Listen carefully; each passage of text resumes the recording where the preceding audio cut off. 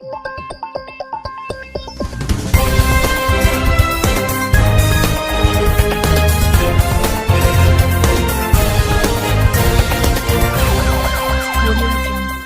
começarmos a falar da arte coreana, não poderíamos ignorar o seu passado sangrento na guerra. Vamos acompanhar o seu desenvolvimento até os dias de hoje. Ao longo da história, a cultura coreana foi influenciada pela guerra. Hoje, as guerras sangrentas mancham seu passado com uma crescente vergonha coreana. A China ajudou no que diz respeito à melhor forma de reprimir o movimento popular, no cinema, na moda e até nos programas de televisão. Hoje, seu povo é orgulhoso dessa resiliência e influencia o mundo todo com sua cultura contemporânea vibrante, que também se abre a elementos ocidentais. Vamos desvendar um pouco dessa riqueza da cultura sul-coreana. O Taekwondo é a arte marcial original da Coreia, onde surgiu há mais de 2000 anos. Foi desenvolvido como um esporte de combate dos militares e é utilizado até hoje, marcado pelo uso dos pés, mãos e punhos, em foco de autodefesa. Hoje, a luta possui principal destaque em competições globais, como os Jogos Olímpicos. Os coreanos têm uma visão de estilo pessoal muito distinta da nossa. Para começo de conversa, eles dão importância enorme para a aparência, como podemos ver pelas extensas rotinas de cuidado faciais e obsessão pelas cirurgias plásticas. A cozinha coreana incorporou uma complexa interação entre ambiente natural e tradições culturais. Comidas típicas da Coreia do Sul: Tteokbokki, Samgyeopsal, Kimchi, Bulgogi, Soju, Bibimbap, Jajangmyeon, Kimbap. Somente em 2017, a onda K-pop injetou 7 bilhões na economia coreana, de acordo com o BBC News.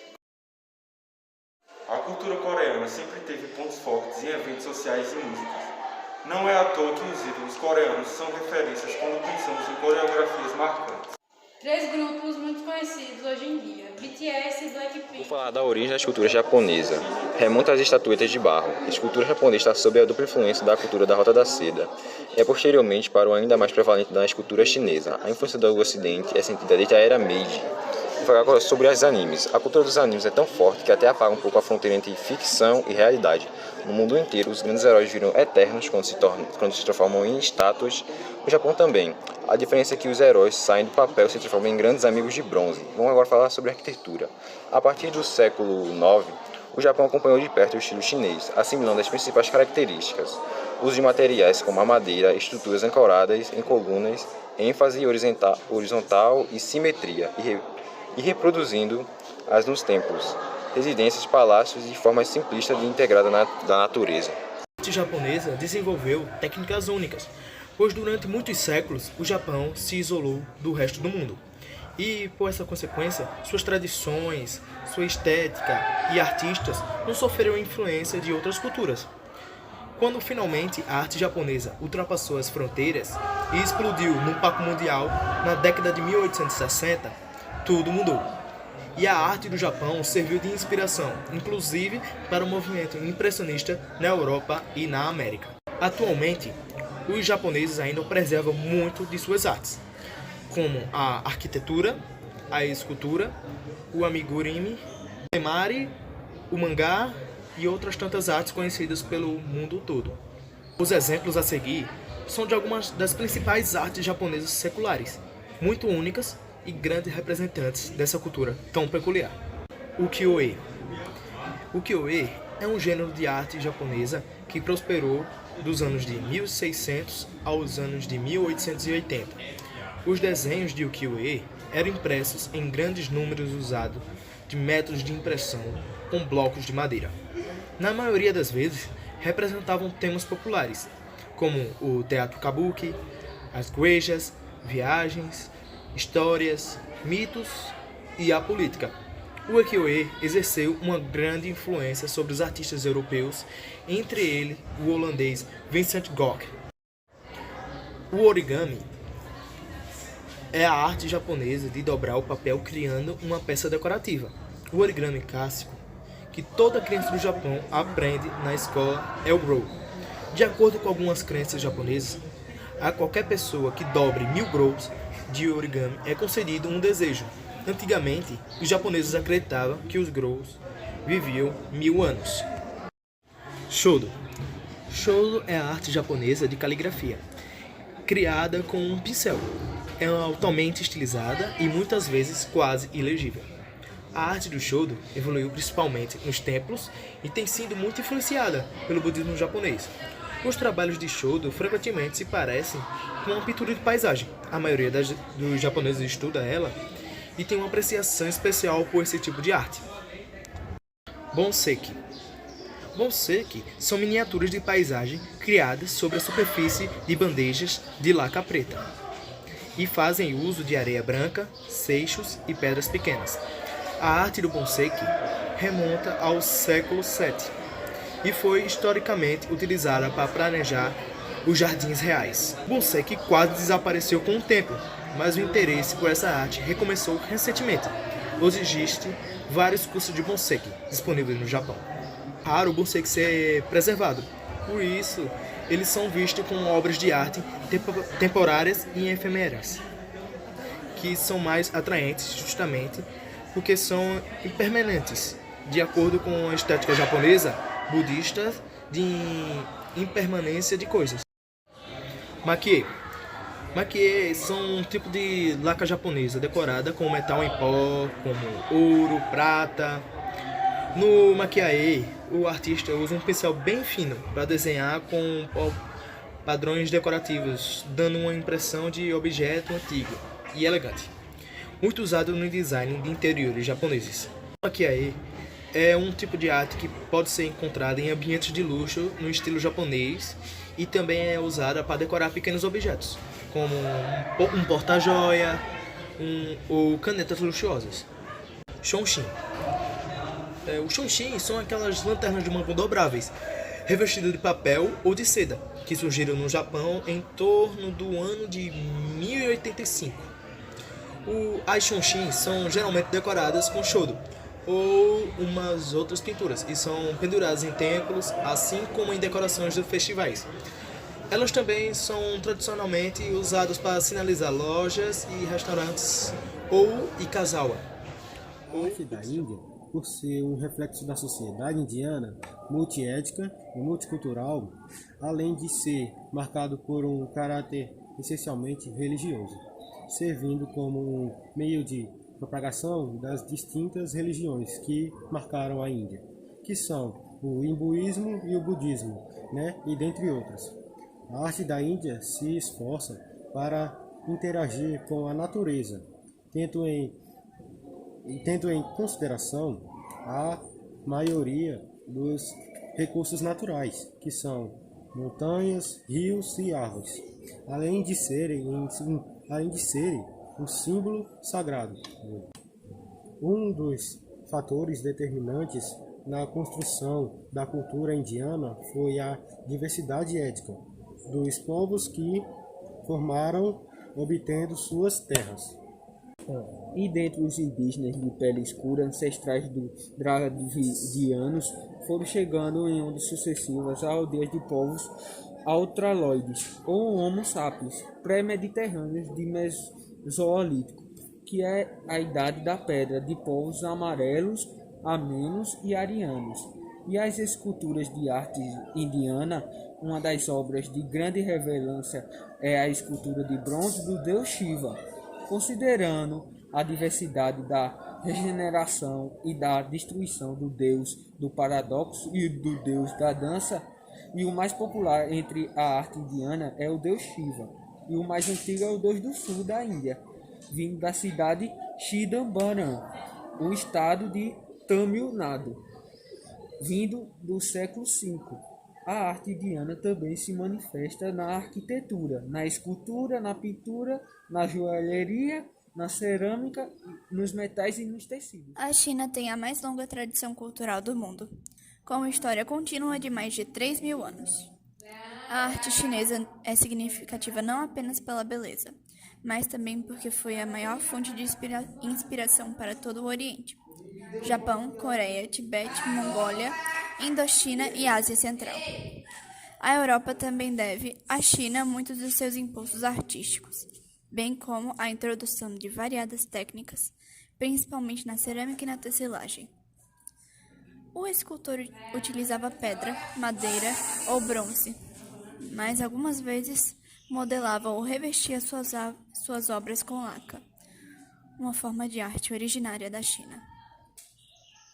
A porcelana também foi fabricada pela primeira vez na China, mais de 1000 anos antes que o segredo de sua manufatura fosse conhecido na Europa, no início do século XVIII.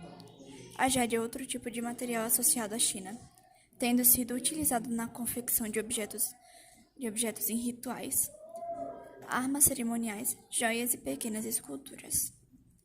Um dos acontecimentos mais importantes da dinastia Han foi a introdução do budismo, proveniente da Índia e da Ásia Central, uma vez que os templos e os mosteiros budistas se tornaram os grandes patrocinadores e guardiões da arte.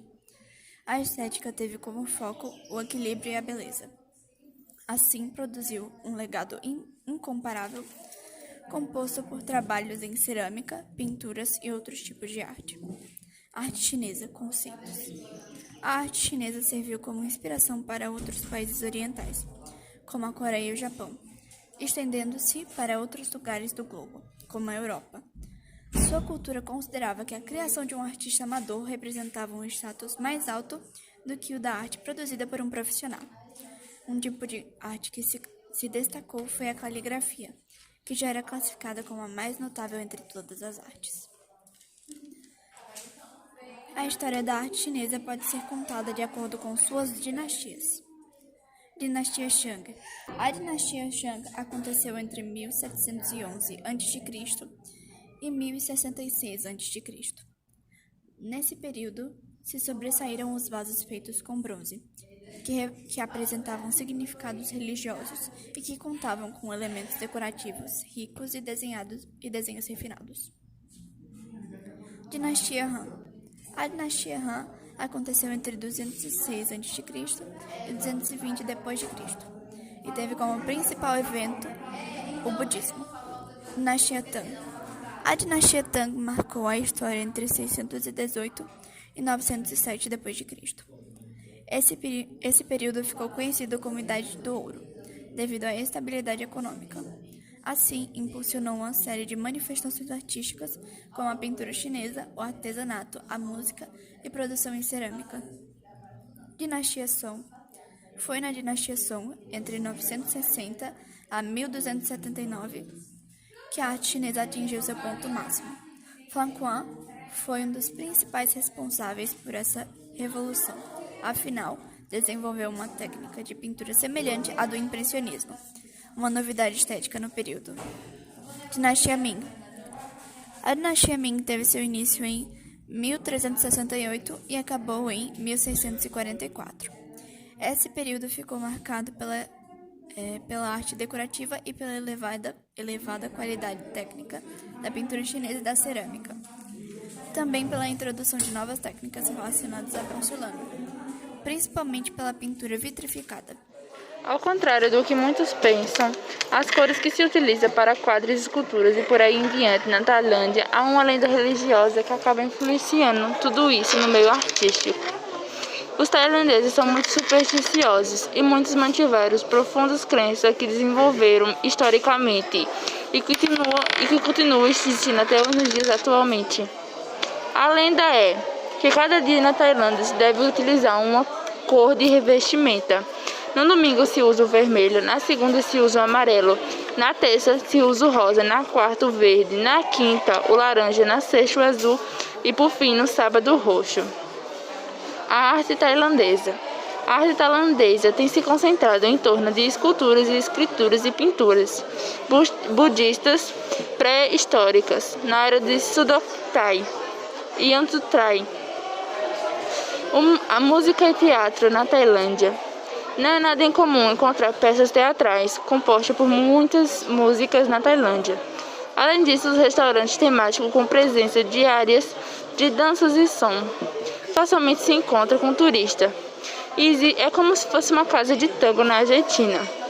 Por exemplo disso, são as casas de Thai Box, que se vem também do nome do país.